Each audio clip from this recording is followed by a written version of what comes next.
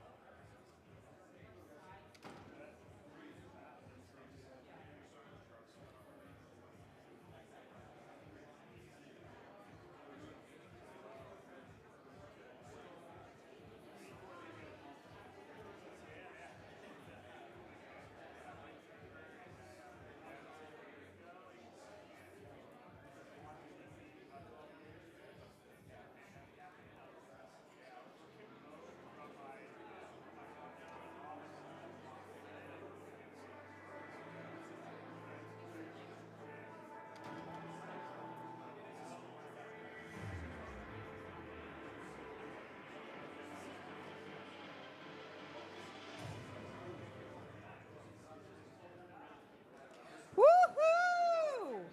We are here. I can't believe how fast it went. You know, it just seems like yesterday that we were all just looking at each other having breakfast. And I did ask you one question. I said, you know what? By the end of this experience, you will be transformed in a better way.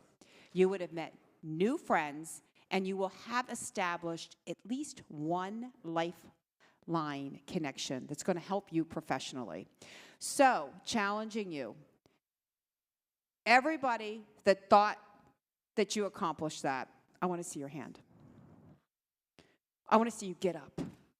I want to see you get up. Get up. And I want to see you jump up and down because we did it. And it's good. And you need that energy at the end of the day, right? Yeah. No, good. Woo. Give yourself a round of applause. A standing ovation. That's what the SCLA audience, a standing ovation. Fantastic. Now, remember, we're going to beat ourselves next year, and I want you all back. But, boy, this is, I can't tell you I have a favorite part, but I just love this part because I have the best job in the entire world. It's so exciting. And I get to go out, and I get to vet who's going to be in the pitch tank. And there's only 4 lucky contenders. So we're going to talk about them, and we're going to invite them on stage, but give them your undivided attention, and they can transform your supply chains. It's very competitive to get a position here on stage. And what will we do? We have the supply chain sharks. Come on up. Here they come. We got Karoline Dygas. Come on up. Right? We know her with Nordstrom's. Here we got Michael Jacobs. It was his brainchild, by the way, this whole thing. We have Shayne Wahlmeier, who we did a great job this year. Renee retired. And Fotini, let's give her a round of applause because she came a long way just to be up here. She's with IBM and Marcus Olsen. So these are the individuals that are going to determine the destiny of those pitch tank companies. So, are you ready to compete? Yes. All right. Okay, I'm going to tell you another thing. Each and every one of you has a role to play because our judges are going to judge, and based on their decision, we will determine who's going to take this great trophy that's behind us, right? So eventually it will be up there. We'll get the team to put it up there, but it's a great trophy. But each of you will have an opportunity also to vote, so there will be a people's choice. So you're going to have one of the last polls where you're going to choose who should pitch.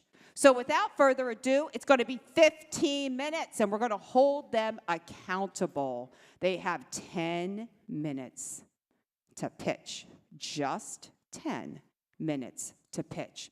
5 minutes for questions. If you don't want to use your full 10 minutes and want more questions, that's okay too. It's your experience, your way. So let's invite up our very first contender. Are you ready? Woo-hoo-hoo-hoo-hoo. kid with Idre. Fantastic. Take it away. Good afternoon. Met Amy earlier this year. Couldn't really figure her out. She does this winery thing. She does this SCLA thing. I was super confused.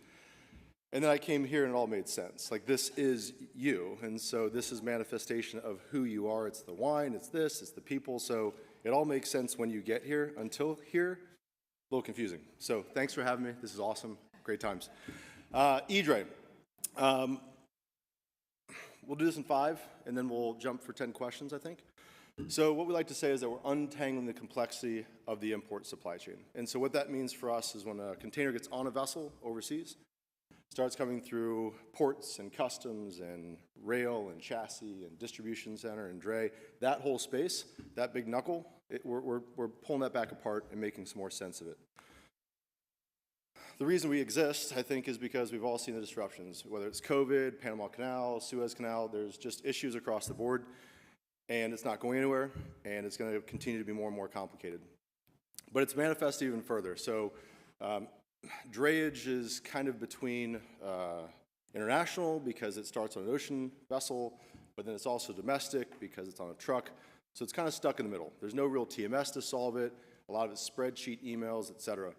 The data that is generated, it's a lot of person to system or system to person. There's nothing that's kind of systems to system yet. We're getting a little better, but it's still a very manual process going between parties. Even if it's a beautiful API, it's still a lot of manual data coming through that pipe.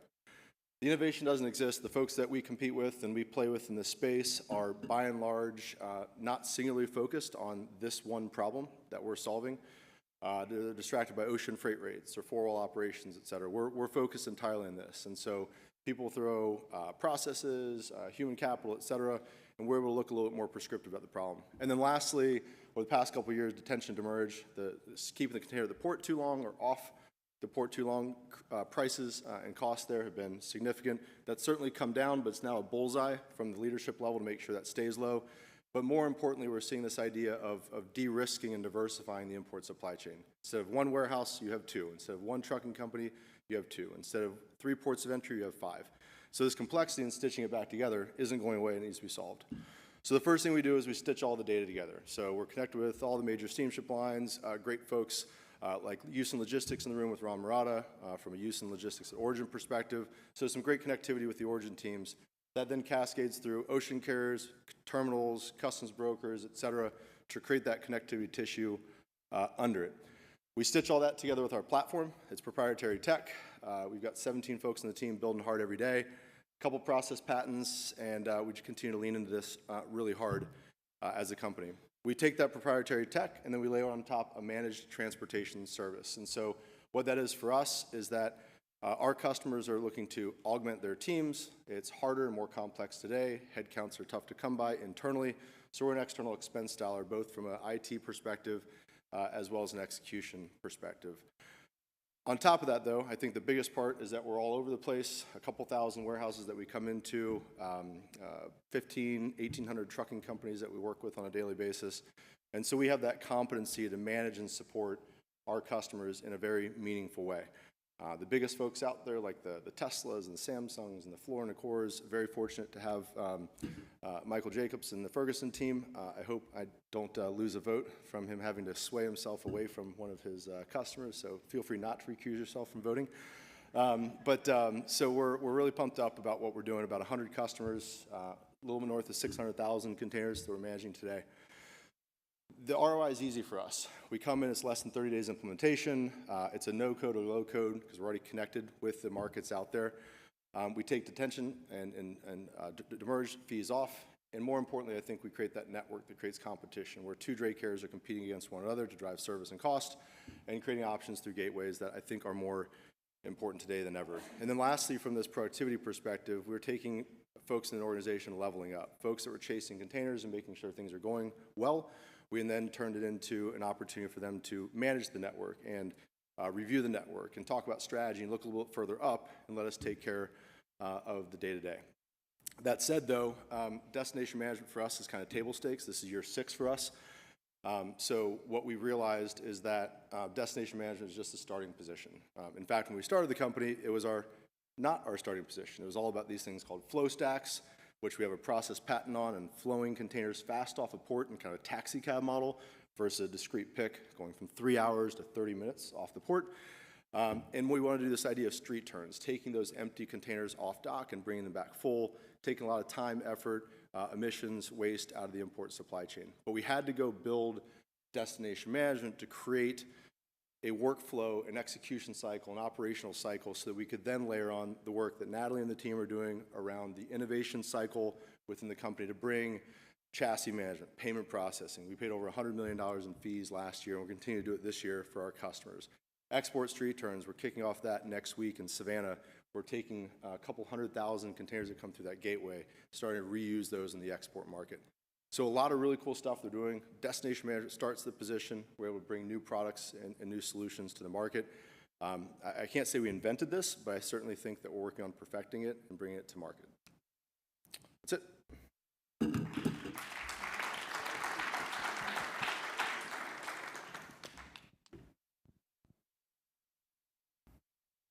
Are you ready for questions? I think so. Thank you very, oh, maybe. Sure. Thank you again. In what way is your product disruptive or transformational compared to existing solutions? I think we've kind of untangled 7 or 8 solutions actually that are out there.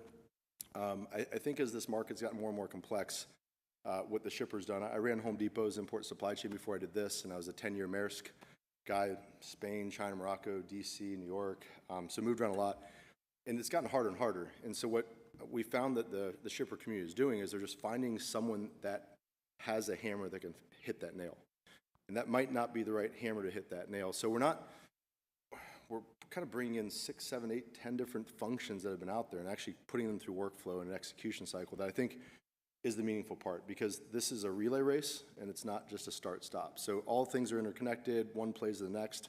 So I think we're putting back together something that probably should have been put together 30 years ago, but it's just kind of boiling a frog, if you can use that example. So, obviously, so much has changed in the international business with carriers getting out of that final store delivery like they used to do and putting that on shippers to get chassis and so forth. Sure. So there's certainly a lot of viability to your company and to the value proposition you bring. But my question is more on the greatest enemy of supply chain, and that's variability. Mm-hmm. How does your system anticipate variability in the supply chain? So for me, the first part is about the import planning. So I think that a lot of what happens is we have a customer that's a warehouse. Freight shows up from an international perspective, and they literally call and say it's at the port. It's been on the water for 30 days. You should be able to plan for that. So a lot of that variability comes because you're reacting to something prior to it being ready. The second thing I think is actually a consistent execution cycle. I want 30% of this freight to go to this dray care every day, every week, every vessel, and then you actually look at how that was playing before we started. And this week it's 30, next week it's 60, next week it's 20, next week it's 80.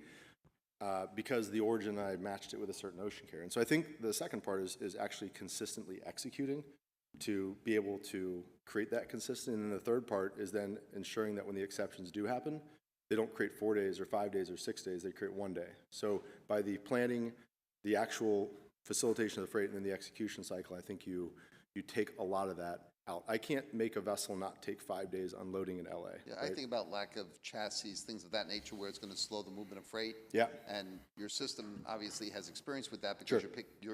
you're tracking a lot of people. Sure. And that creates incredible variability for supply chain. Yeah. How would you handle that? So on the chassis side, we've partnered with the 3 main IEPs. A lot of our shippers have moved into shipper-owned chassis programs, so they're leasing them directly. We have a module that controls those chassis and manages them, so we actually have a finite number of chassis, and then if we need to go into a broader mix, we can do that 14, 21 days before it arrives to port. Thank you. Sure. Maybe as a follow-up to that, how does your software help potentially evaluate different port strategies and bringing for companies to bring products into different ports at different prices? And so you obviously have a lot of data that would help you provide some of those strategies. 6 months, we rolled out an industry benchmark that helps not only look at lead time and lead time variability, as Michael mentioned, but taking that holistic network. Jen McKeon's a good friend of mine. I like to joke that we're bigger than Walmart. We're not really, but at least containerized freight, so I get to kind of have a little fun with her. But what I'd say is that from an industry benchmarking perspective, for sure, and then we actually, I think Tom Capozzi already leave with Port of Virginia and a couple other of the port authorities, but we're in active communication dialogue with them to understand, hey, South Carolina's moving to Greer now, and there's other things that are happening.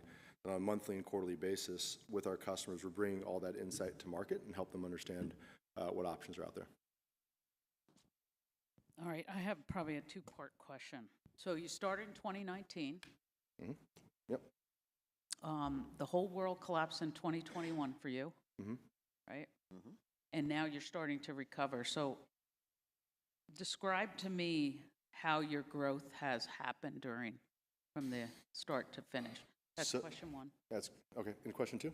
Or is No, that, no, I'll okay, wait for the sure. next question. So we're 2 times year over year growth. Last year we were 47% up. We're 70% up this year in terms of growth. So we've been relatively consistent in terms of growth. Our customer base, in terms of their volume, has been kind of suppressed just because of the market conditions, but we've grown through new brands and new opportunities with customers. So it's been pretty consistent from a growth perspective. I think what COVID did for us is it said this is actually a problem, and it was a big problem. And on the other side, everyone's saying let's make sure it's not still a big problem that's just waiting. And I think that it's kind of interesting because a lot of my time now is spent with executives from importers and shippers and retailers and talking with them about why this matters in a softer market. And it's a really interesting dialogue because you've got sort of a 2/3 of the camp that's like, yeah, let's keep going. You have a third of the camp that's like, it's not a problem anymore. It is still a problem. So consistent through COVID. We're actually in office every day. We're still in office every day. We're deploying code Mondays and Thursdays every week, and so we're pretty together quite often. So Okay, second part of the question is, if this is so unique, and it's been now 5 years, why hasn't somebody come and bought you, right? How about the big guys? Why didn't they come if it's that unique? So we have a group of 15 investors that are collectively worth, I think, a bit north of, say a couple billion. We're paying for their great-grandkids' vacation homes. And so it's a long play for them. We're not here to try to make a nickel and sell it. Our philosophy is not, let's go sell this thing. In fact, if you keep looking at this 2 times year-over-year growth, this year is looking as good as last and as the previous year. So we're in it for the long haul. I think you build great companies and the rest takes care of itself. And we're not going So it anywhere. can't be copied, right? I see that you have 2 patents. I mean, I think it can be copied for sure. I think anybody that thinks they can't be copied is living somewhere else. It's like, it just doesn't, you can certainly be copied. I think where we're at right now is we have a density that matters. And now we're able to do some really neat things on top of that density that's going to continue to differentiate us. If you look at our continuation strategy, that's just as much a protective and a circle the wagons around our core solution as is new products and new support to the customer. If we can say we do this plus this, and this, and then someone comes and knocks on Michael's door and says, hey, we'd love to do the same thing. Well, do you do that, and that? And if the answer is no, then I think that helps us continue. So I think the other differentiation, really, just to kind of double click on that, I think we're the only neutral ones in the space, and I think that's why it really matters. We're not owned by an ocean carrier. We're not owned by a trucking company. We're not owned by a four-wall operator or a customs broker. Our interests are the shippers, and I think that makes us unique. Yep. All right, I only have one question. Immediate return on investment. Sure. I read there that it takes approximately 30 days to make the connections between your platform and the systems of any company. Sure. And anyone who has done transformation and has been in the middle of connecting, platforms and systems knows that there's it could sometimes take longer than 30 days. Did you have these type of experiences that it took more than 30 days to make the connection between systems, and why? And of course, what was done to rectify that? Sure. Thank you. 29 seconds, let's go quick here. So what I would say very quickly is we don't typically connect with our customer. We connect with our customer's providers. So if I connect with the port once, I connect with the port once. If I connect with the ocean carrier once, I connect with them once. If I connect with All Port Cargo Service at Origin, one of our great partners, I connect with them once. And then I reuse it 1,000 times. And so that's a bit of the secret sauce, is we're building that connectivity tissue then to reuse. And so that's kind of the winning proposition there. 2 seconds, 1 second. Who's your ideal customer? You. I don't even know who you work for, so you. 2 seconds on that. Smallest, it's anybody that has multiple warehouses, multiple ports of entry. If you're single source, one ocean carrier, one port of entry, use a broker for everything, we're not your Huckleberry. Thanks.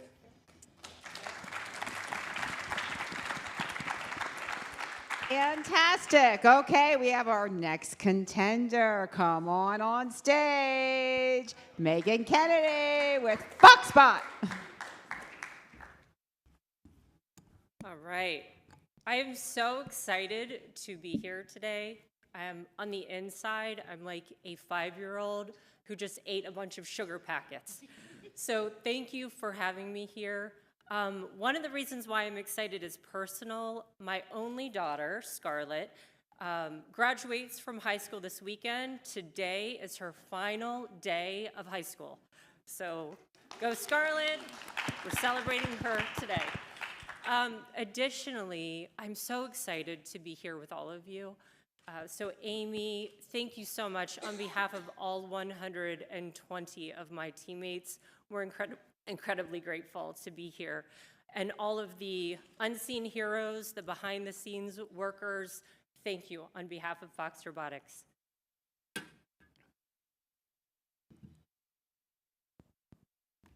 It's showing, all right. So who is Fox Robotics? We were born in 2017. We are headquartered in Austin, Texas, and our product is an autonomous forklift. So the task that we automate is unloading and loading palletized trailers.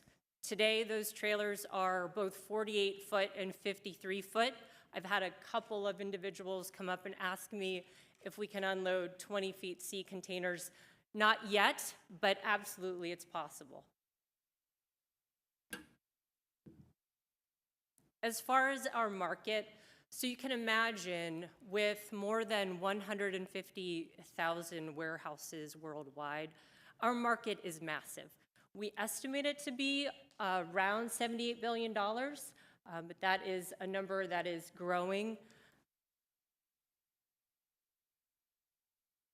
All right, and a little bit about where we are from a business model perspective, from a customer maturity perspective.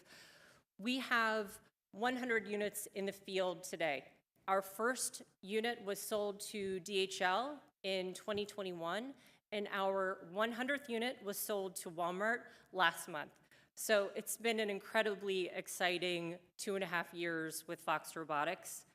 And we've moved north of 4 million pallets. So one of the things that distinguishes us from other individuals in this space, we were the first to market, and so we're taking all of those learnings and the 4 million pallets that we've moved and incorporating that into our technology to make it smarter, faster, cheaper. Shayne, you'll want to hear that.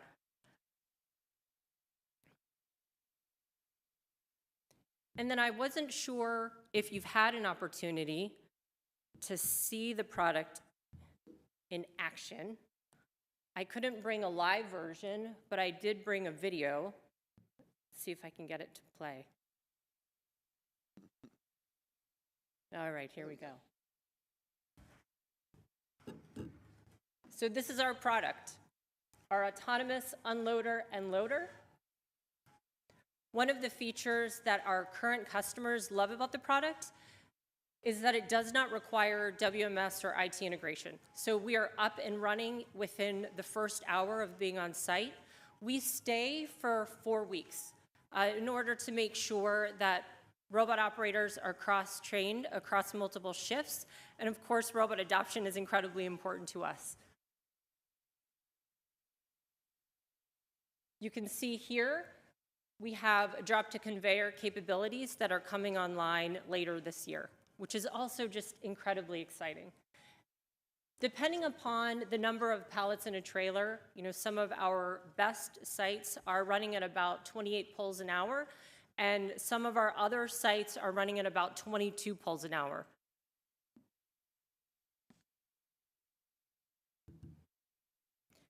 Excellent. So I've told you a little bit about the size of the market. We should probably talk for a minute about how we intend to scale. So today, we use a Mitsubishi chassis. We bring those into Austin, Texas from Houston, and then we manufacture the robots in-house. That isn't a scaling plan. So recently, we announced a non-exclusive partnership with Kion North America, which is incredibly exciting, and I would anticipate some very exciting products coming out into the market over the next 18 months with Kion. Also, that said, we are growing exponentially. Please, if you know anyone who might be interested in joining our team, I highly suggest that they go to our career page or ask me a question, ping me on LinkedIn, and I'm happy to connect you with our HR team. I'm Megan Kennedy. We are Fox Robotics, and thank you so much for having us today.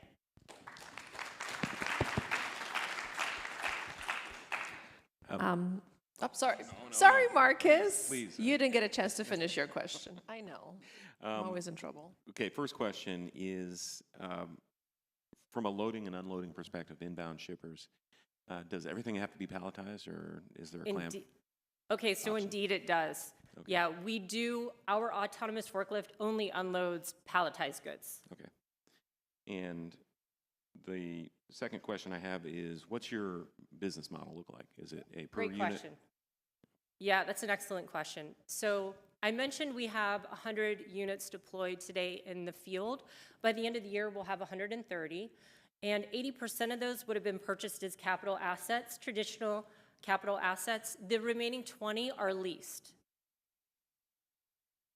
Was that helpful? Did that answer your question? Yes. Okay. So there is no as-a-service capability. Do you have the as-a-service capability? Robotics as a service? Yes, that's our leasing model. Okay. Yeah, so that's exactly do that right. with me. Okay. Yeah, so a customer would pay a flat fee, and typically today, those leases are for 36 months.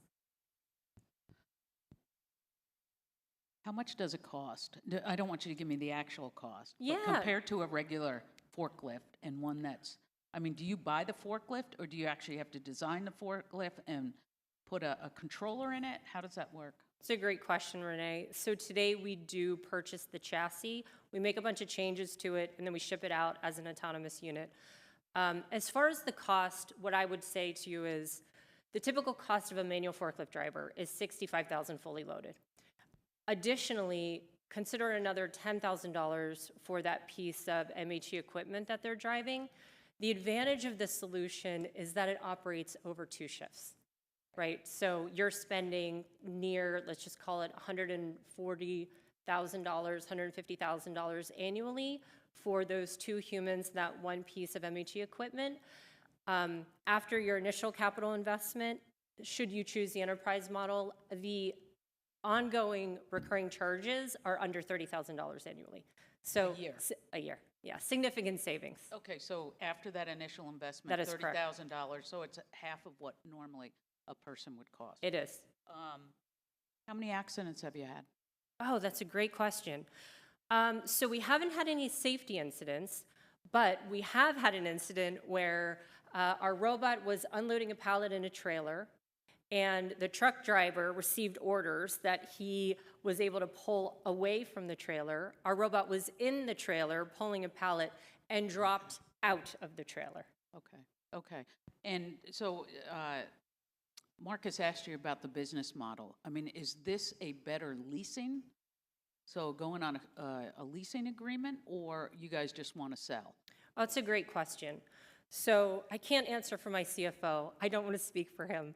But I could tell you that we are completely obsessed with ensuring that our customers get the business model that they want, right? So we're really deliberate about understanding what is important to the customer and then building models around that, right? That makes sense also from a company perspective.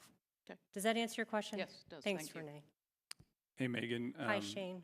So there's a lot of AGV unloading and loading in the market. Can you talk a little bit about what differentiates your solution from what's historically been in the market for the last 10, 20 years? Yeah, so in the case of our product, what's really interesting is it knows nothing really about the trailer itself. When the robot operator lifts the trailer door up, the robot doesn't know anything beyond, hey, I have some pallets, I have a mission, my mission is to unload that trailer. Historically, that has not been the case. There's a lot of training that other companies have had to do on what is inside the physical trailer. So we were the first of our kind back in 2017 to really focus on solving this problem through AMR capabilities. Does that answer your question? Okay. So many times pallets come in and they're oriented the wrong way, so they're on the side versus the front. And many times pallets get broken in transit, so they can't be picked up and they need to be handled differently. How does the system reorient pallets when it needs to? And how does the system, what does the system do when a pallet cannot be picked up? How does it inform the receiving dock that That's there's a great problem? question, Mike. Okay, so when the trailer door is lifted up, like I mentioned, the robot has no idea what is in the trailer other than it has been given a mission to unload what is on the trailer. The pallet orientation does not matter to our robot at all. It recognizes the pallet pockets, regardless of whether it's on the 40-inch side or the 48-inch side. If there is dunnage in the way, we do have capability built into our machine. It would recognize an airbag. It would not be able to remove the airbag, but it would automatically alert the operator in the area that a robot is preventing it from being able to complete its mission. The robot operator would come over, remove the airbag, and resume the run. If the robot uncovers a broken pallet, as an example, it's quite likely that the robot is going to stop and ask for help. So the robot operator would come over, clean up that breakage, and then restart the robot. Thank you. Thank you. Similar to this line of questions, just curious how everything works. So let's assume I buy one of your robots. How quickly is it up and running, and how does it learn its environment? Is it like a Roomba, you just let it go and it just learns, or is there programming that has to happen with the layout of the building and That's a other great pallet question. locations? Very, very good question. So I want to be clear when I tell you all 100 of those robots that we have operating in facilities, we were very deliberate about where those robots were placed. We are never going to deploy this technology into a facility where it's not going to be successful, right? So please understand that we have developed a strong relationship before we've landed in your facility. As I mentioned a little bit ago, we can be up and running the first hour. The only things that we require are a couple of fiducials and a 12-inch piece of 3M tape. Those go on each side of the dock door. The robot needs that to know where it is in space and time. We, as Fox operators, will set up the place zones before the robot begins to unload a trailer, right? So our place zones are dock door specific, not trailer specific. So as far as what the human would do, you want me to describe that? Yeah, you have Sure, 2 minutes. yes. Okay, cool. Okay, so imagine for a moment the piece of equipment is, we have a lead acid battery and it's on a charger. So the robot operator would approach the forklift and unplug the battery, toggle it into manual mode, drive it just like a regular forklift over to the dock door. Those 2 fiducials that I described, the robot would see those. There's a camera in between the forks, and that would tell the robot where it is in space and time. That gives it its mission. I'm on dock door number 86, and I need to unload this trailer. So the robot operator controls the mission on a tablet, which is on the forklift, hits a couple buttons, toggles into auto, steps off the robot, and lets it go in to complete the mission. When the robot's done with the mission, it stops. Okay, actually, since we have a couple of minutes here. So the robot finishes a trailer. how does it know to go to the next trailer, or does it need a human to do that? Indeed, it does.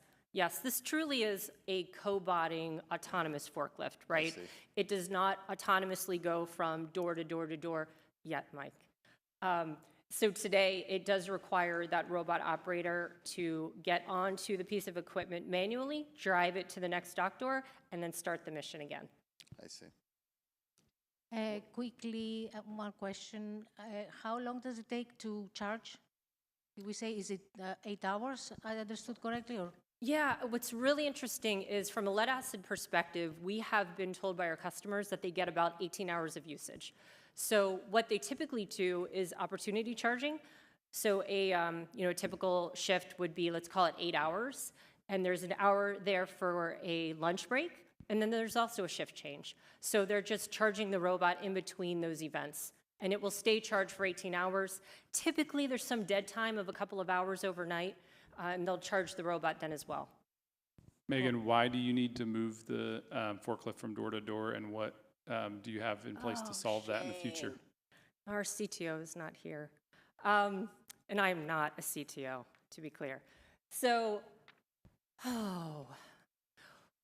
I think, Shayne, we haven't been able to accomplish that yet because the technology is very nascent. However, we're very, very close from being able to make that happen.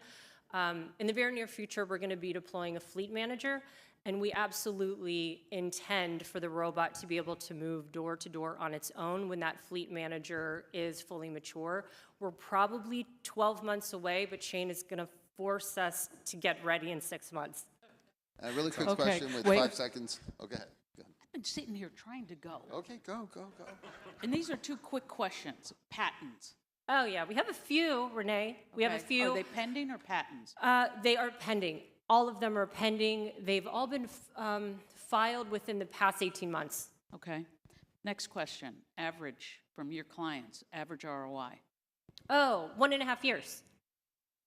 Okay. Yeah, great question. And you're in a 1 million square foot building. You're unloading 40 doors at a time right now. How many humans do you need on the dock unloading across that type of a building? Oh, that's a really interesting question. So I'm going to answer this, Mike, in a roundabout way. The most units we have in any one facility today are 11. Those 11 are distributed across 30 dock doors. You know, I think if you had an additional 40, let's call it, you would need 13 to 14 robots to do that Well, work. 30 does it. That gives me a perspective. Okay. So it's a 3-to-1 ratio, humans to robots. Yes. Yep, got it. Yes. Very good. Thank you very much. Thank you.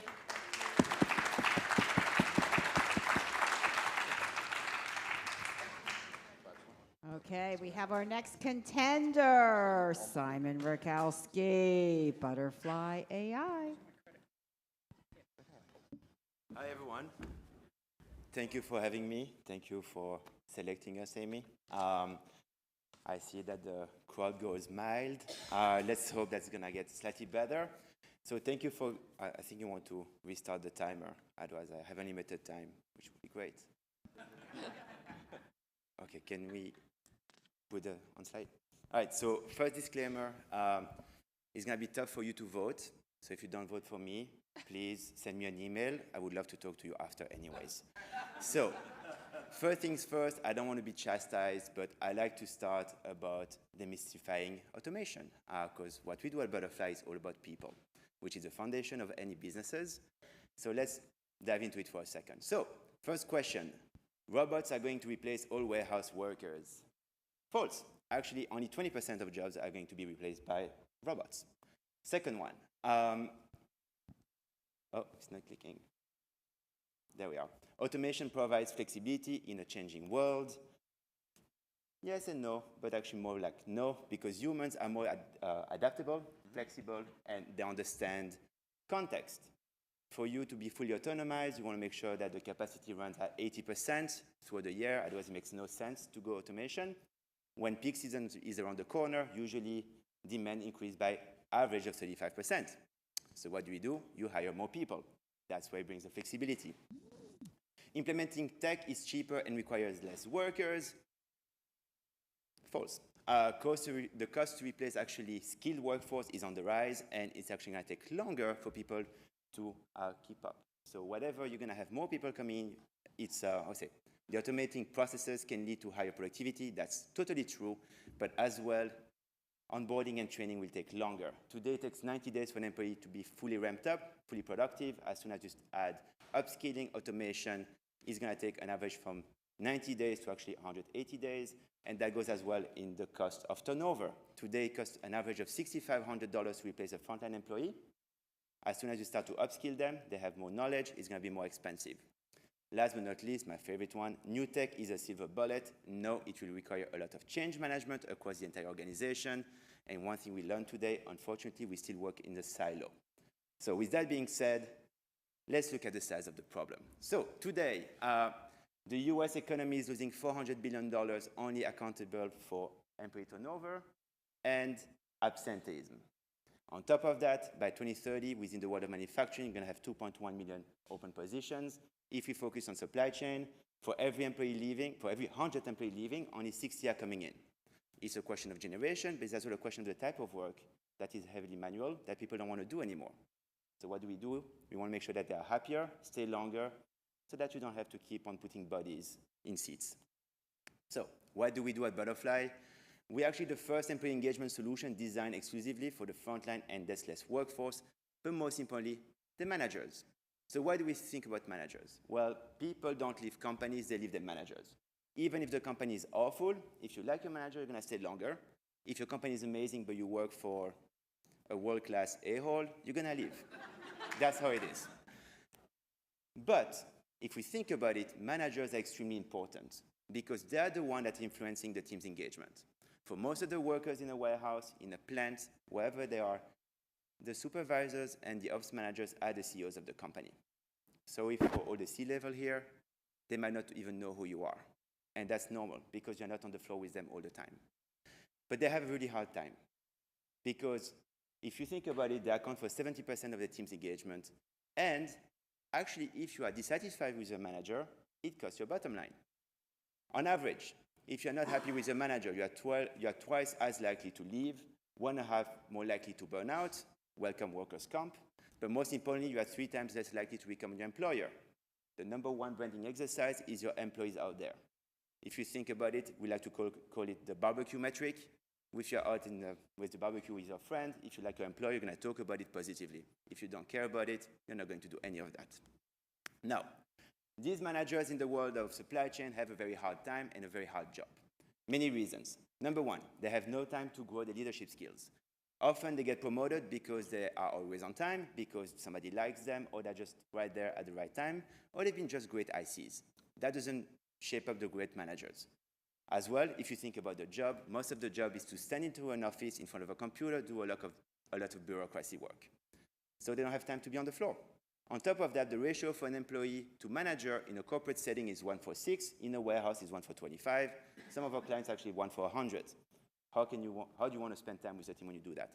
And my all-time favorite one, which is very specific to supply chain, 65% of employees do not speak the language of their manager. Just think about the wealth of knowledge that you are missing because you cannot talk to each other. It's humongous. Now, if we think about employee engagement, why should we care about it? It's all about discretionary efforts. When I start, usually when I give a talk, when people invite me and I ask them, they ask me, what's employee engagement? I ask people, raise your hand. People go like this, then you go higher, higher, higher. That's employee engagement. You want people to go like this from the start. Nobody goes there. And that's all about discretionary efforts. Now, when people work with us, no worries, I'm going to show you the product in a minute, it impacts the bottom line, which is why operation loves us. In general, increase in productivity, reduction in turnover, reduction in absenteeism, and one of the surprising one, reduction in safety incidents. Why? If you are engaged, you are aware of your surroundings, you are much more likely to do the right thing rather than be run over at the corner if somebody is neglectful and runs over your foot. Now, about the platform, it's very straightforward. We are embedded into the, there we are. We're embedded to the workflow of employees. That means you don't have to take them off the floor. If you think about it, it costs upward of $100,000 for employees to take a once-a-year survey because all of them have to be taken off the floor, go to a computer. It takes an average of 15 minutes. We are part of the workflow. But most importantly, every information goes directly into the hands of the managers, not HR. HR doesn't care. HR is like a tick in the box, unfortunately. Supervisors will make the difference. So what do we have to do? We have to take the data, consume it in a way for them that is easily understandable, but most importantly, tell them what they should do. Because everybody can do a survey. Everybody can show data. But how do you conclude the right conclusion for the right team? We should not be asking the same question for pickers than you do for drivers. Same for people in corporate. So what we have to do is to make sure that every manager has a tailor-made plan based on data so that they can make the change that they deserve for their team. Yeah, and like I said, you know where to find me. If you don't give me your vote, I'll gladly take your email address. Perfect. Now, time for questions. Thank you. All right, first question for you. Yes. What is the potential market size for your product, and how do you plan to capture it? So we size it at around $81 billion. The way we size it, 80% of the global workforce is frontline. Actually, in the US, is around 75%. There are some industries that we are going to have a hard time to tackle, if you think about farming and so on and so forth. But the way we tackle it, our approach is always to go first with operations because we speak the language, and then we have a discussion with HR, which often is a little bit more challenging. But the reason why we go to operations is because the budget usually comes from there. The ROI on a product takes between 2.5 to 3 months every year because we are a recurring SaaS model. So it's not a budget that HR would have because HR says, hey, well, hold on, we do a once-a-year survey. Great, half of your workforce is gone next year. So operation understands that, and that's why we go first through that, and then we take HR within the journey with us. Thank you. So my question is about the originality. We use a very similar product already called WorkStep. Yeah. And it gives us feedback immediately from employees, almost identical to what you presented. Why is your product different than what's already on the market? So we were the first one. WorkStep started from recruiting, and they realized that the market cap of recruiting is actually dwindling because you need less recruitment, so they move into our space. And actually, competition is great because competition helps us to educate the market as well. The one thing I would say, based on a few RFPs that we've been against WorkStep, people prefer our product because we came from the venture point of feedback and action. So you're going to have access to the right data, but the whole part you didn't see is all the actionable of the insight. Making sure that even if the comments are anonymous, you can respond to them, you can start conversation, you can have on-the-go focus groups. But yeah, I would say as an open society and open market, competition is extremely important. That's what you guys are meeting here today, because you want to learn from each other. Thank you. Talk about what the process looks like for an associate who uses this product, so an hourly associate. Like, what does that look like, and how do they interact, and then how do they get feedback? Great. So what we do when we start any engagement, we talk to the HRIT teams, the operations team, and we try to understand what is the ecosystem of touch points. Like I said, we don't want them to go to a kiosk, we don't want them to go to a computer, so we try to understand the routine. So our whole play is actually a partnership ecosystem with Clock-in, with WMSs, but sometimes companies might have built their own WMS or their own software. So an employee could go in, let's say, they go to a forklift, they're about to turn it on, there is a screen, the question will pop up on the screen. An employee will clock in, we're going to send a text message, or we can appear on the clock as well. The idea is to make sure that it's as seamless as possible, but always in their own language as well. Like I said, 65% of employees do not speak the language of their manager. So for us, it's important that the first touch point we have with them is their language, and we capture that from our HR system. So we have 70 languages today. Everything will flow in the right way for the managers who don't speak, maybe some of the dialects, but the idea is to be part of the routine and have as many touch points as possible. So sometimes we have 17 integrations for one client. So Simon, thank you. If I look at some companies that I have worked with in the past, one of the things they do is they pull any kind of data they can on the person, right? Are you doing the same? So you're getting the okay to get the instant messages, emails, and you pull from that. Is that correct? Yeah, so we connect to the HR system. Mm-hmm. Usually most of the customers have, if you use text message, for example, they have as part of the offer letters, it says that an employer can reach out to the employees based on the personal cell phone. That's if we do SMS. In terms of demographic data, whatever the employer is ready to share with us, we collect. And that's actually what the wealth of the data is, because we'll be able to tell you actually based on all your trait of a workforce, what is the profile of people that drive engagement versus the ones that do not. And the ones that do not drive engagement doesn't mean they're bad apples. It just means that you pay less attention. Right. So spoiler alert, the highest score you're going to have from somebody that just started the job within the first year, the reason is because that's where the company invests the most money. If somebody's been at the company for 5+ years, they're going to have less one-on-one with their managers because you trust them for the job. At the end of the day, people, like I heard that this morning, actually it's not a fact. The number one reason why people leave the job in supply chain is the relationship with the manager, is to feel that you don't have an impact and that you feel invisible. The pay is actually number 8. Pay is top of mind, but that's not the reason why people leave. So what's very important is to make sure that we capture this data so that whenever we go on a QBR together, you go to your dashboard, we can tell you, look at this type of, this workforce, and that's where you should invest your time. So how many clients do you have? Today we are 50 plus. How many?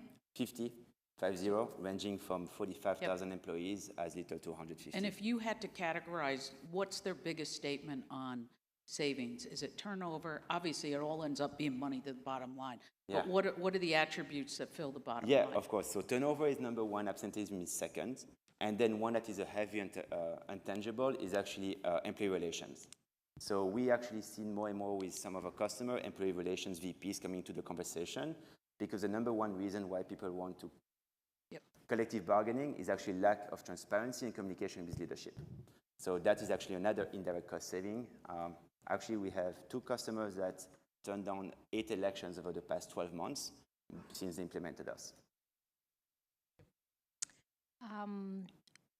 Would you be able to implement this system in any other part of, in any other industries or any other part of the business?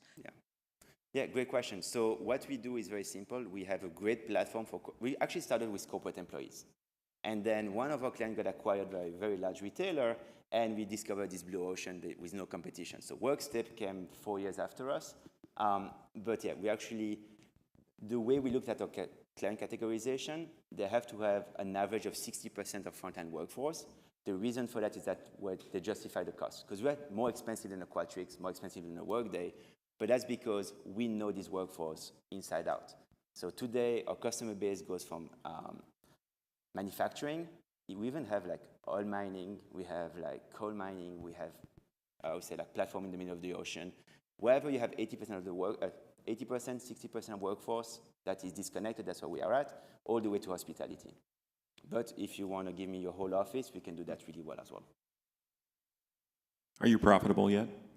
Yes, we are. So yeah, we had a huge slice of humble pie during COVID, and then we learned a mistake. Your subscription model, is, what's your typical contract length? Yeah, so depending on the size of the workforce, we charge by employee by year. It's an all-inclusive cost. Like if we decide to go text message, we include that at the cost. Smaller company are investing $70 per employee per year. The larger one would be around the $20, $25 mark. It's all about a scaling model. And of course, we have services on top of it, because often we are the first player that comes in, so we help them. So the security of the data, because one thing I know in Europe, they would have a hemorrhage, right? But at least here in the US, you don't have those restrictions. So when you look at this, is there a way to use a lot of companies' data? Because that's where I think the power of this, obviously it's very powerful within a company. But if you were able to take all companies and really put all this data together, the insights you could get could be tremendous. Yeah, great question, and thank you for asking it. So our plan, we don't want people to go to Butterfly. We don't care about Butterfly.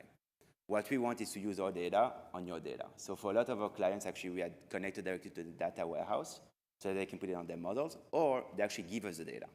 So we can tell you within one location the number of productivity by teams, by location, by manager, and we can overlay the data on people and on the managers. Like we have some clients that had to let go managers because they realized they were amazing managers, but the numbers didn't make sense. And as soon as you put the layer of people data, well, they are great managers, but the turnover within the team was 250%. So yeah, we don't want to be a standalone app. You have to be connected to the ecosystem of application. Thank you very much, everyone.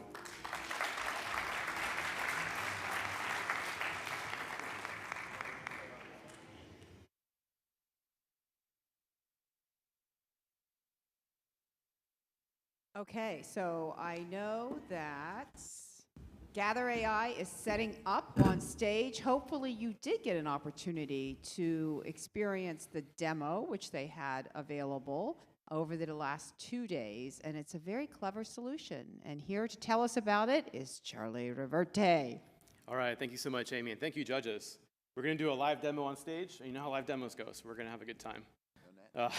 We spoke earlier about whether AI is hype or reality. Chris, did we answer the question? Was that a definitive? Is it hype? Is it reality? It was yes. Okay, awesome. I learned something that increased my skepticism, that Chat GPT in French, do we have any French speakers? Chat GPT, it's like, yeah, cat, I farted.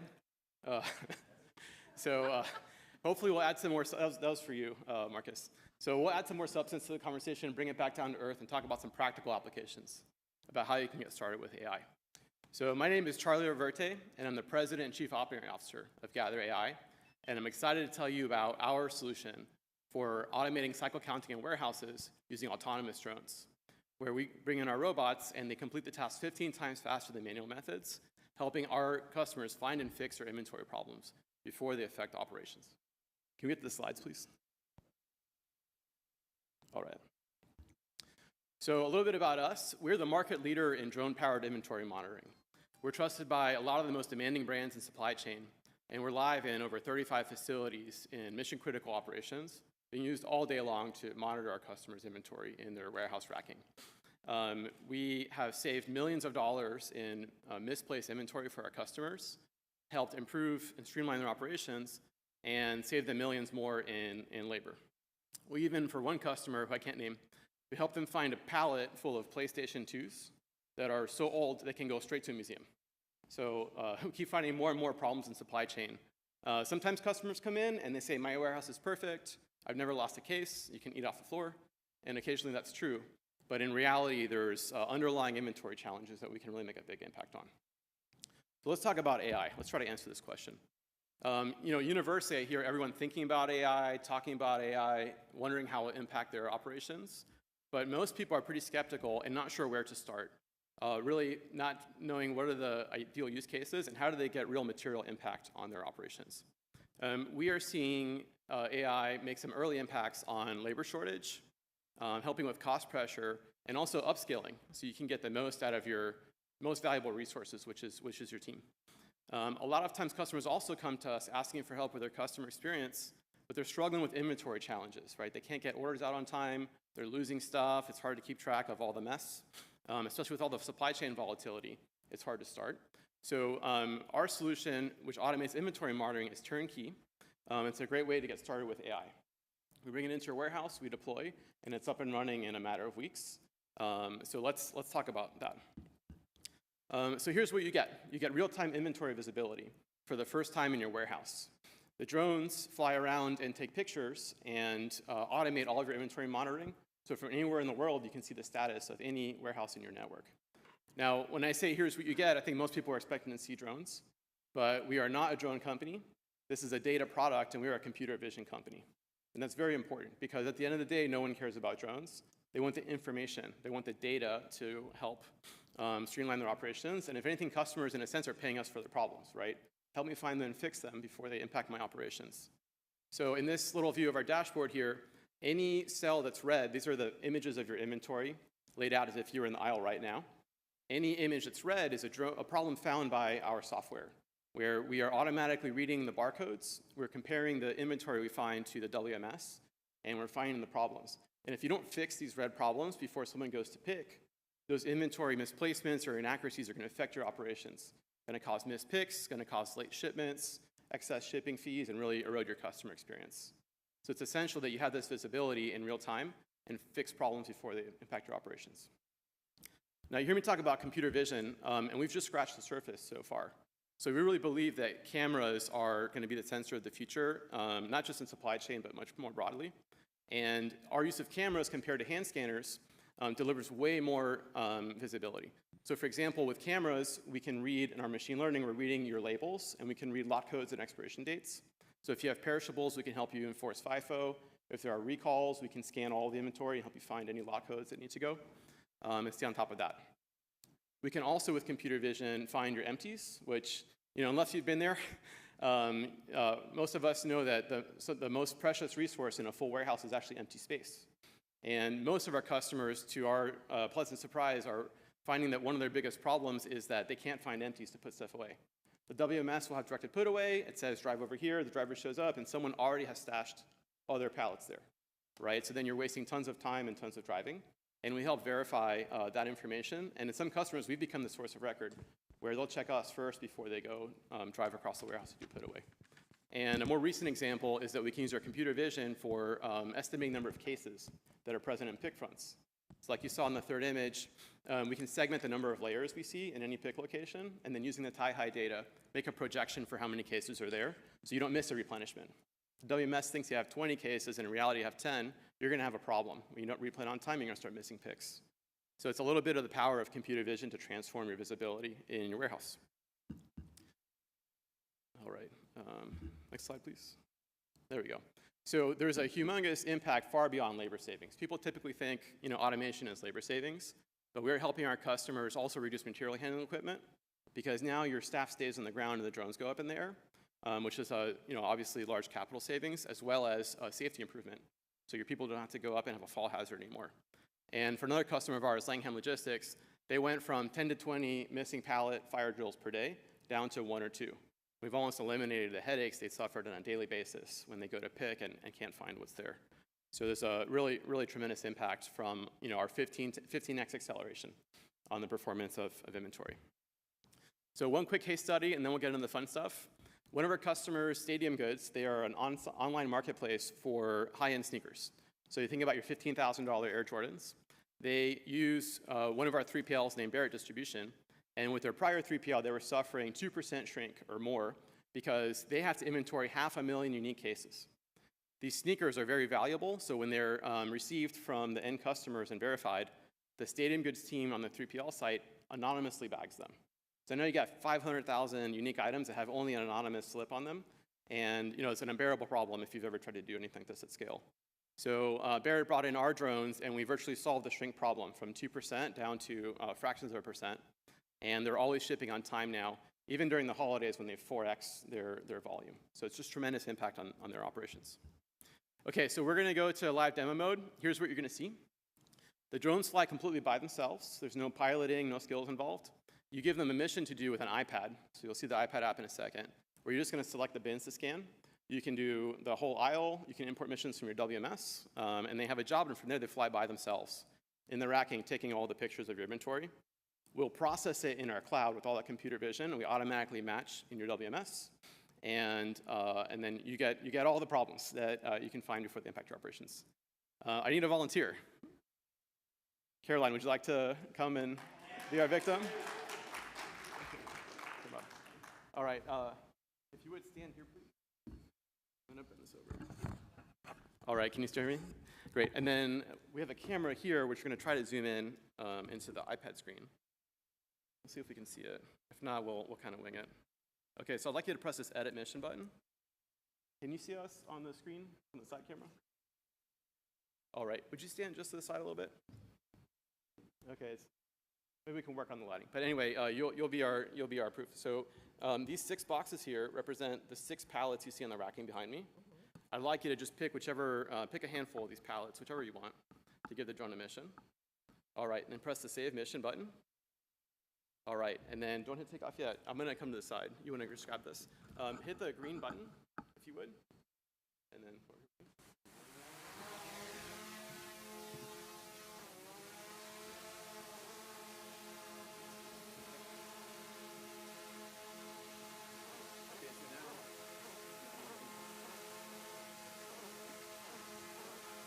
Hey Matt, am I on the mic?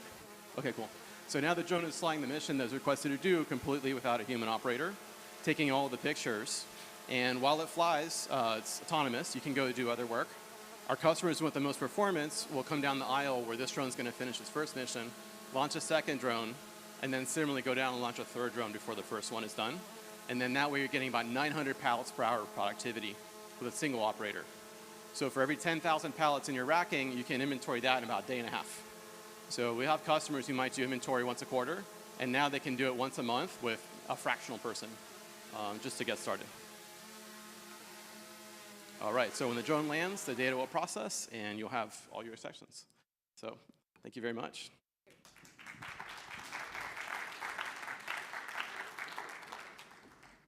Can do this. Live demos. Nicely done. Thank you. I guess I have a second career now. I'm Drone ready. pilot. I'm ready. I'm ready.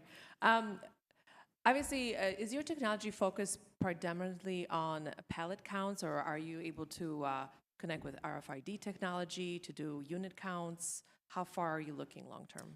Great question. So we do pallet and case level right now. Sometimes when eaches are larger, like in a SIOC facility, we'll do that each level as well. We get requests from RFID from time to time. They don't solve the problem we most often hear, which is I want to know my inventory is in the exact right place when someone goes to pick, because RFID is not directional. So I can scan you with RFID and get a match, but it might be a location above, it might be behind me, and it doesn't solve the problem of ensuring that inventory is in the exact right place. So for that, we've stuck with computer vision for the time being. Obviously, these pallets look absolutely beautiful and perfect. Thank you. You're welcome. But a lot of inventory falls to the left, for the right. It's not in the right place. There's a human that's actually going up on a fork and actually seeing the situation. Obviously, this is taking a picture of a location, but the missing item could be to the left or right, not perfectly in the location. How does this capture that? Because you're going to make an inventory adjustment based on the fact that it's an empty location when there could be 5 cartons just to the left because it tumbled. Yeah, that's a great question. So one thing to clarify, we're never going to change your WMS. Someone from your team will always review our results, make a human decision, verify the changes just for data cleanliness. But you're right, you already have the right mental model. If we're taking pictures, we're processing pictures. If we can see it in a picture, you can see it in a picture. Sure. And if you can't, we can't. So most often I'll ask, what are your processes today?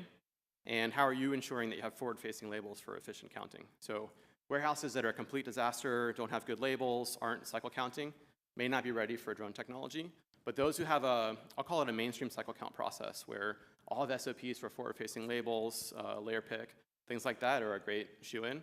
And we simply take away the scan gun and forklift from the cycle count associate, Right. give them 3 drones, and then you get the 15x speed up. Okay. Thank you. Thank you.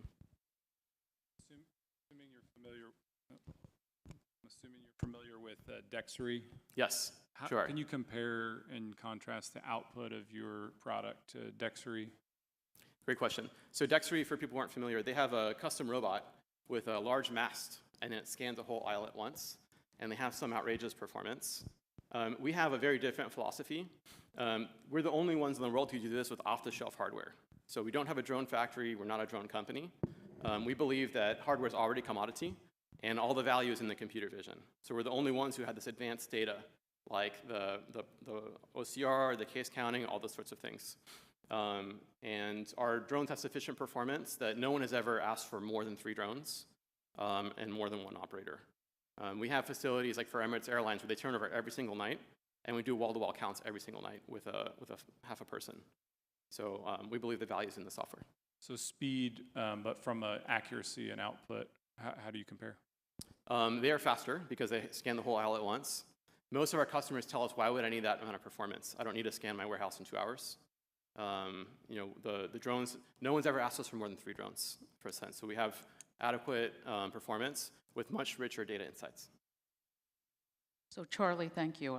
I think it was really cool. But I do have a question. What the pallet says is in the box is not always in the box. So how do you verify that? That's a great question. So I don't pitch this as an audit solution. This is not finance friendly. This is not for your auditors. This is an operational solution. We solve operational challenges. So when I mentioned that we count cases, you can trick it. Like you can go pull a case in the back and we won't see in the picture and we won't know. And that's not the motivation.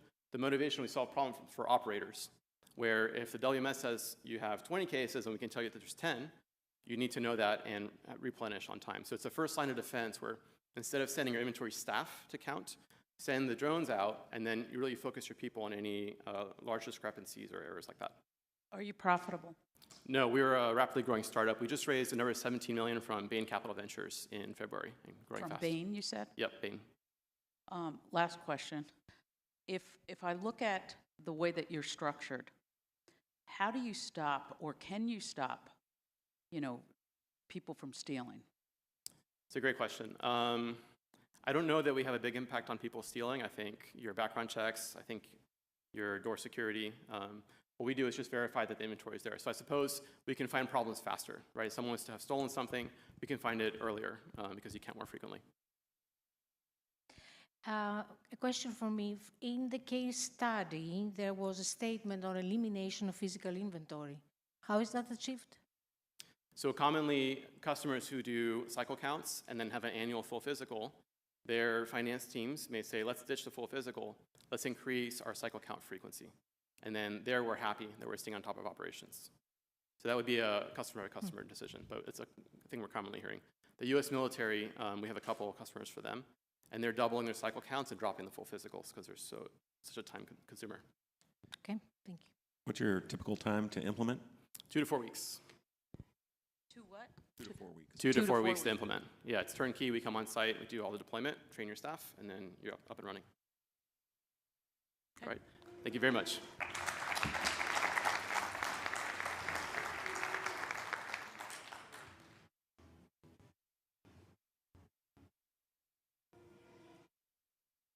Okay, the judges are deliberating. We're going to have to give them a little bit of time. And meanwhile, all of you should be thinking about who you are going to vote for. Wow. I have to say, I am certainly glad that I don't get a vote because, in my opinion, they are all fantastic. And I always say it doesn't really matter who comes in. Number one, it's that you got a chance to pitch on stage. So, are you deliberating out there in the audience? And we are going to do this so that the judges are going to decide first. And then when they decide, we're going to run the poll so that they cannot see or be influenced in any way by who the people's choice is. But I will say, as they are discussing amongst each other, that we do have one of the people choice. We actually have 2 of the winners, which I am really excited about. So I have to say, from last year's competition, one of my most gratifying moments with the pitch tank is to watch these great companies that have these fantastic ideas become successful, and to see them go to the next level and really make a difference. So last year's winner, I don't know if they're still in here. Do we still have, of course, Sarah, are you here? And Ganesh from Lyric. They did the great demo. Who didn't love that presentation from last year? They were the judge's choice, but the people's choice winner is standing right over here. And if you haven't had a chance to meet him, Grafton Elliott with Onward has a great award-winning solution. Grafton, stand up. I want people to be able to see you. Yes, he was really good. Yeah, he was a little disrupted in getting down here, so I want to make sure that you understand. He is a great guy. Get to know him, get to know his solutions. He can really make a difference in that last mile white glove delivery. Okay. No, I think we just see. So should there be another 5 minutes? Okay, I think they're ready. Okay, so we are going to run the poll, and we're going to see who you all voted for. All right, we need a drum roll or something. We need some kind of drama. Matt, do we have drama? Okay, maybe I'll just pound this over here. Is it working? All right, everyone's still thinking. Dun, dun, dun, dun, dun, dun, dun. No, they're not, but are they at least able to submit? Okay, so you have to let me know when they're done voting. Okay, so we're having a little bit of a problem. Okay, here we are. Cast your vote for the pitch tank winner. Do you not see that? There's Butterfly AI. Oh, well, let's give them a moment. This is fine. We have time.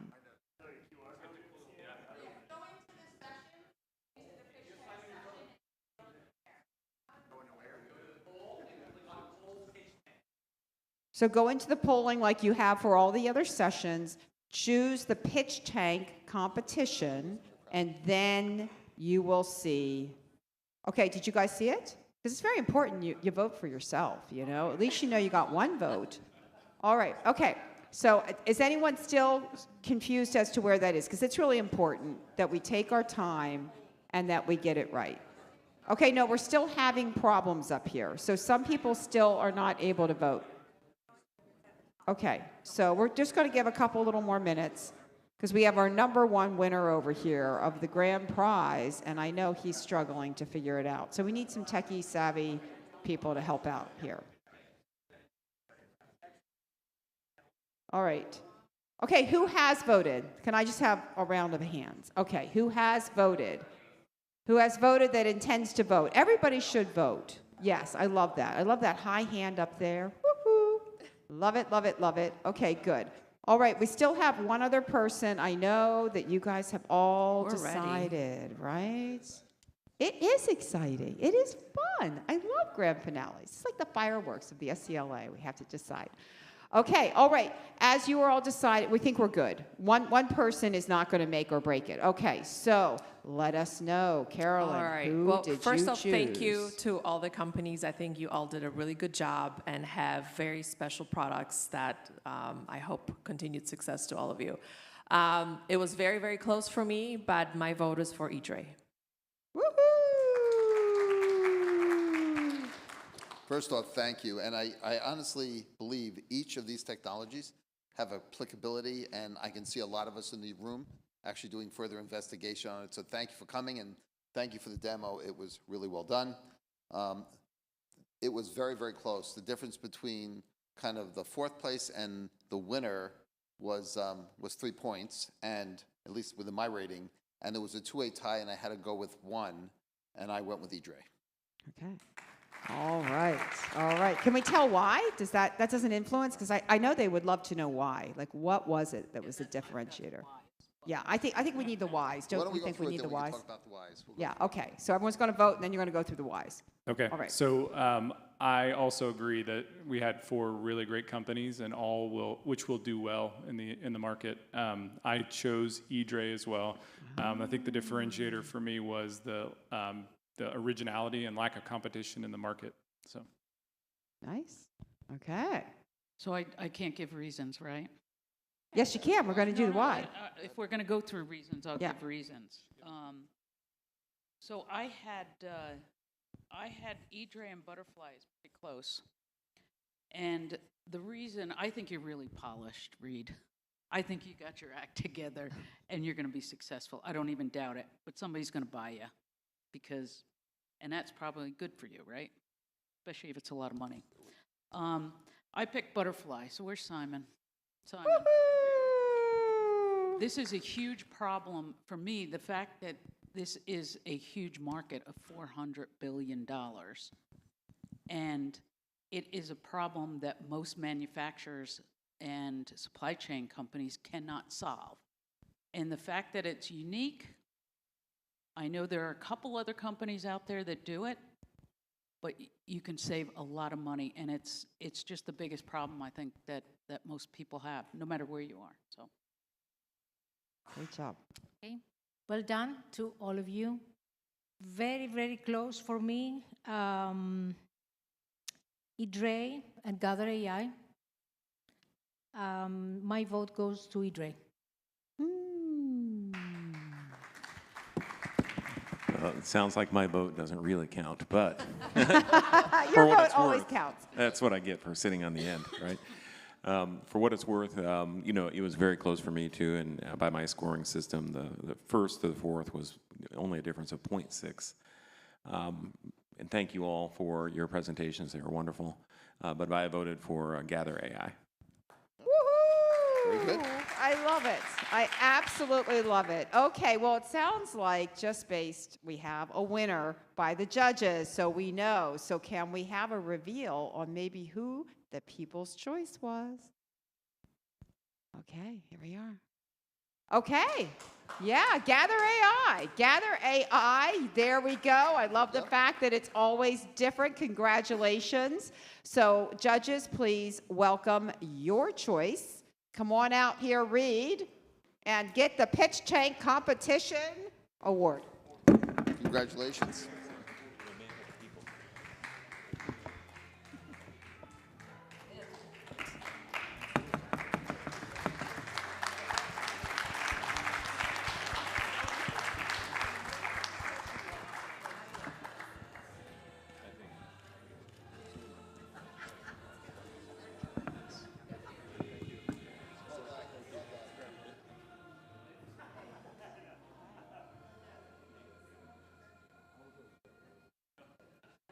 good. Okay, so we'll get, so then we also have, I think everyone just, Charlie Reverte, Gather AI, come on up here. Yes, I'm sorry I don't have a People's Choice. We'll have to mail it to you, but congratulations and comments. Hey, thank you very much. Comments like a speech? Oh, thanks. Really appreciate all your support. We're very excited to bring this product to market, and I'd love more feedback, judges, on how we can improve our pitch. And thank you very much. I would love it. So, yeah. Thank you. Can we get a picture together? Yeah. Okay. Actually, we should just re-borrow that board again. Get one just like that. Yeah, let's do that. Oh, all right. Yeah, because we have to have pictures. I'm sorry. Got lost in translation, but it will look just like that. All right. I promise. Okay.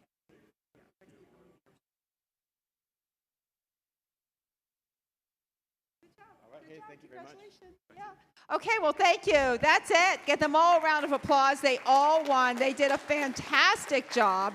And everybody up here had a very, very hard job. Let's give our judges a round of applause. Did they not? The heavy lifters for the entire event. Fantastic job. Okay, so I know somebody has comments. So I think Shayne and Marcus, you're leaving too soon. Aren't you doing closing comments? Yeah. Okay. All right. So I'm passing the mic. Well, I think you have your own mic. So anyway. Pass it. All right. Well, good afternoon. It's hard to believe that we're already at the end of our 2024 SCLA Executive Business Forum. It's been an awesome couple of days. Can we give our presenters a hand one more time?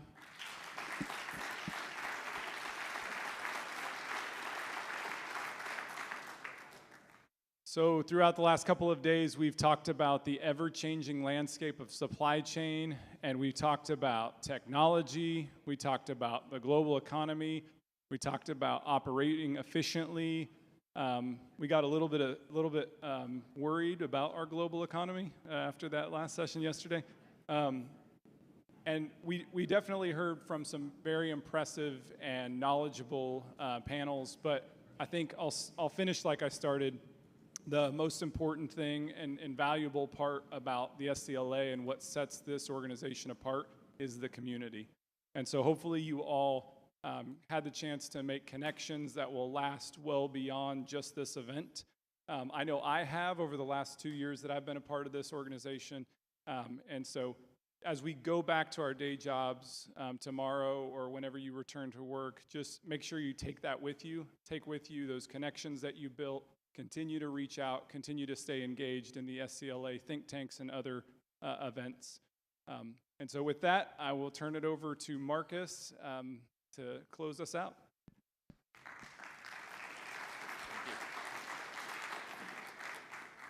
All right. Well, this is it. So first of all, Matt, AV team, thank you so much. You guys do some great work. Amy, Rachel, Suzanne, I know you really pull a big load to pull this off, so thank you very much. It's wonderful having your support and for you to put this on, so thank you. Last but not least, Shayne, I think you did a wonderful job. You know, I think you did 10 times better than me last year, so fantastic work, and now you can move into my shoes and I can, you know, retire off to the sunset. So that's why I'm smiling. But at any rate, again, SCLA is a wonderful group. I'm so glad to be here. Thank you all for your support of me in this role, and thank you all for your participation.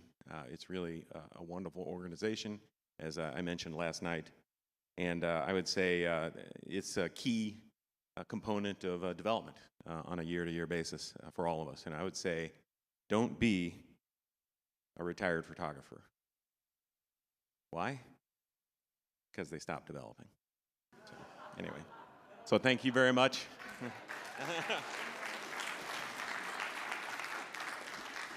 Let's give a round of applause to Marcus. Is he not fantastic? Didn't we love the jokes? We can always count on him, yeah. And I think that's great. So this event, the SCLA is for the members, by the members. And I think you saw that embodied in our leadership. They did so much heavy lifting, but It is just incredible pleasure to gather everybody together. But now, the big reveal, and it does look like Tony, you are coming to Napa Valley. Woo! Can't wait, can't wait. Oh, yeah. Yeah, get up there, get that, right. Oh, by the way, I've had more cases of wine coming your way, too. And for those of you that did not win the grand prize, I have a consolation. I do. We are going to go to a reception, and you get to have more Thornhill wine. But anyway, so the reception will follow. So that is fantastic. We have number 2. And I have to say, can we give it to our Houston team? I think they've got every single one at the top. Roseanne, you did not disappoint. I told her, I said, Roseanne, you got to get there. You got to compete. You got to get that leaderboard. And she is on there. And I know that there is, even though Suzanne is standing in front of that Fender guitar, and I know she really wants it, she's actually blocking, I think it's a subconscious thing, but yeah, she's not paying attention to a word I say, yeah, which is probably a good thing. But anyway, congratulations. We're going to see what you have. You know, and I would tell you to all unwrap the presents because I can't wait to see what's in all those packages. It's very exciting, and not they beautifully wrapped. So Suzanne, I think she's coming for the guitar. You're going to have to move away, I think. Yeah. See, yeah. All right. Woohoo! High five. There we go. All right, great. Okay, so we have number 3. Lenny, what are you going to pick? Come on up. Here we go. 1, 2, 3. Fantastic. There we are. The rest of them are mysteries. I know there's great stuff in all of them. So, and then here we go. He's going to pick one. And let's open it up. I'm dying to see what's in there. I think one's jewelry or something. I don't know. But anyway, so let's come up. Tim, come on, Tim. 4,165 points. We have Sarah. Come on up. Sarah Woods. That is fantastic. There she is. Unbelievably competitive. Great. Kirk Simmons, come on up. Right there, side by side. David Landy, how did you do that? Woohoo! Come on up, David Landy. Jeff, I think Jeff has been up there before. Come on up, Jeff. Let's have that. Oh, thank goodness you're all here. Chad, come on up, Chad. I think he's up there, right? Michael Hain, where are you, Michael? There he is, same table. Alton Johnston, are you still here? I hope so. He is. I love this. Natalie Smith, I know she's here. Fantastic. Andrew Olsen, you're next. Where's Andrew? I think he's coming up. Ron Murata, how you did everything else. Can we not give him a great round of applause? Did he not put together a fantastic global sourcing session? His brother Tom is the admiral. Travis Rose, come on up. There's more fantastic prizes up there. Tyler, where is our Tyler? I know, I think they had to leave early. Unfortunately, I don't see Tyler. But Jose Gonzalez, you get his gift. David, come on up, David. If you're still here, he is. There we are. He's coming up. Carolyn, you did a lot. And let's give her a round of applause. Wasn't she great as a judge? She's one of my favorites. Love the shoes. I was admiring them. Yes. I don't think they're up there, though. But we'll work on that next year. Okay, so we have Craig Russell. Come on up, Craig. Oh, we have Taylor. Where's Taylor? The mystery face. He has to upload his photo next time. I'm surprised he got that many points without uploading the photo. David, is David out there? Amber, I don't know if I still see Amber out there. Amber, Sally, where are you? Come on in. Okay. Well, Dylan, is he still here? Dylan, come on up. Robert Leask, come up. Okay, I know Matt's still here. Where's Matt? I know he's here. I saw him earlier. There he is. I know he was there. Jake Barr. I know Jake has left. Amy Reardon was in the back with her kids. Hey, Amy, take one for yourself, and would you take some for your girls, too? Because we stole you from them. So, yes. So one from the big table, one from the small table. I think we're all done. We're going over to the other table. Thank you, Ron, for sending those extra prizes. They came in handy. All right, let's keep going. We still have a couple more. Number 30. Number 30 is Megan Kennedy. Come on up, Megan Kennedy. There it is, fierce competitor. Did she not do a great job? Let's give her a round of applause with Fox. That was a great solution. We also have Laura, Steve Hollick. Are you still out there, Andrea? Okay, yep, and Shayne, you have to go up there and get a prize. Simon, woohoo! Butterfly AI. Hopefully there's still something up there. Go up and get something, Simon. Romaine, I think is Romaine still here? I did not see her. I think she had to leave early. Icy, where's Icy? Jeff Tate, I thought I saw Jeff Tate. Benjamin Fine. And I think we're done. I think that is it. I think we have every single gift. Yeah, 2 more. Oh, there she is. Please, go up there. Oh, my gosh, here I am, counting you out. Okay, good. So we have 1 more. All right. Are there any more? Are we all done? No, I think that's it. Woohoo!